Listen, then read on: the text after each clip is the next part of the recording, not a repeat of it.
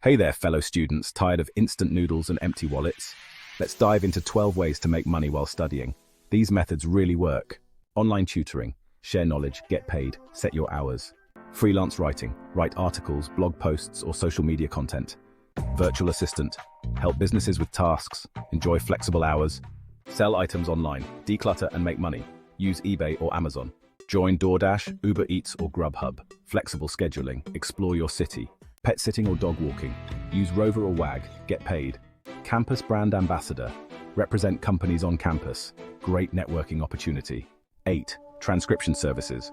Convert audio to text using platforms like Reverend AI. Photography or videography, offer services for events or stock photos. Hey there, ever thought about starting a YouTube channel? Share your passions or expertise. Monetize through ads, sponsorships, or affiliate marketing. Build a personal brand while studying. Give it a shot. Participate in research studies, check your university's departments. Create and sell digital products. Passive income potential. Tips for success, manage time wisely, track earnings. There you have it, 12 amazing ways to make money as a student. Find what works best for you. Let me know in the comments below. Smash that like button and subscribe. Hit the notification bell to stay updated.